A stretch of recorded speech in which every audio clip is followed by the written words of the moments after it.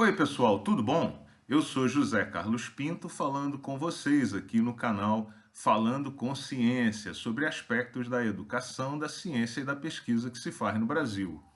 Se você está acompanhando a discussão sobre a produção das vacinas contra a Covid-19 no Brasil, você certamente já sabe que está faltando o IFA, o insumo farmacêutico ativo, para a produção das vacinas, tanto pelo Instituto Butantan quanto pela Fundação Oswaldo Cruz.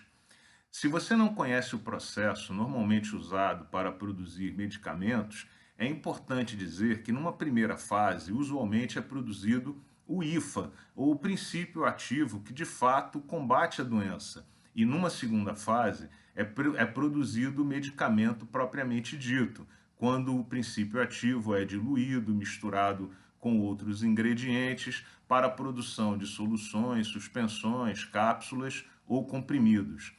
Infelizmente, o Brasil perdeu a capacidade de produzir insumos farmacêuticos ativos e importa 98%, é isso mesmo que você está ouvindo, 98% dos princípios ativos usados para fabricar medicamentos no Brasil.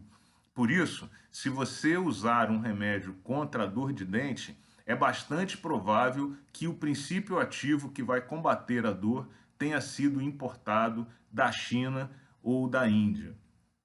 Como a gente vê com clareza no caso das vacinas, quando perdemos a capacidade de produzir materiais que têm um conhecimento e uma tecnologia embarcadas muito grande, como no caso dos medicamentos, nós comprometemos a nossa soberania, a ponto de hoje todo o governo estar batendo nas portas da embaixada chinesa em Brasília para pedir, pelo amor de Deus, que os chineses liberem o IFA para o Brasil, ou ainda que fiquem pedindo à Índia que nos inclua numa lista de eventuais beneficiários da vacina indiana.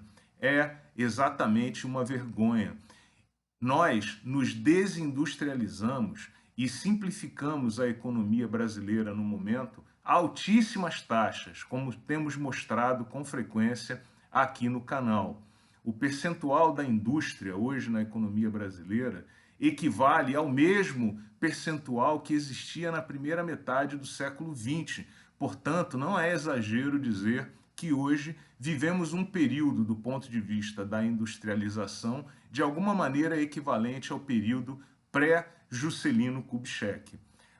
Nós temos que ter um projeto de nação, um projeto de desenvolvimento. Nós não podemos estar dependentes da importação de todos os produtos de base tecnológica que nós precisamos.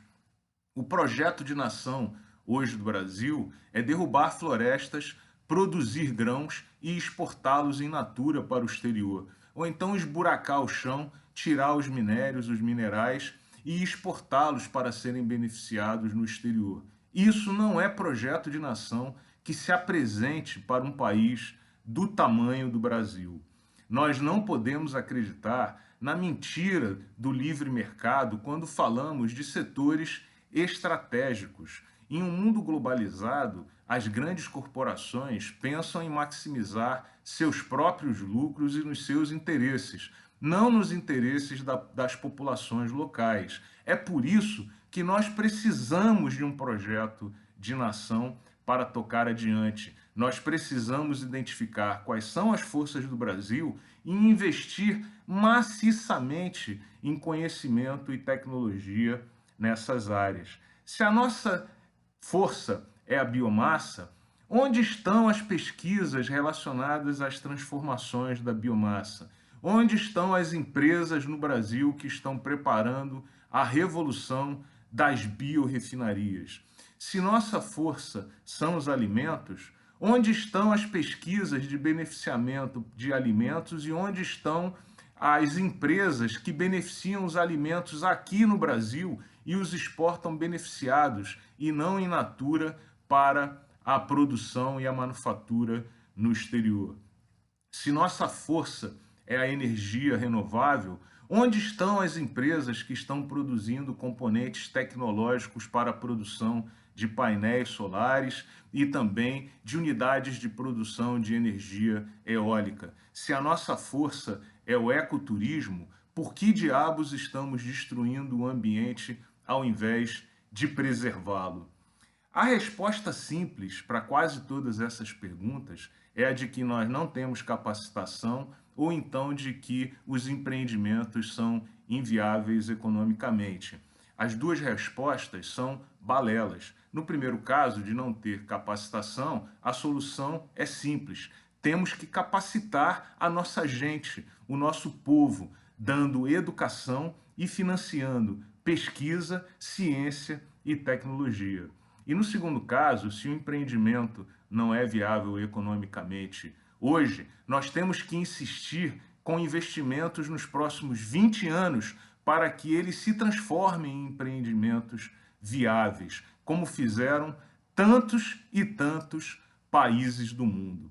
Enquanto nós não tivermos um projeto de nação consistente, baseado em conhecimento, ciência e tecnologia, vamos passar muitas vergonhas, como estamos passando nessa semana, com autoridades em fila nas portas das embaixadas da China e da Índia, pedindo, pelo amor de Deus, que ajudem o Brasil.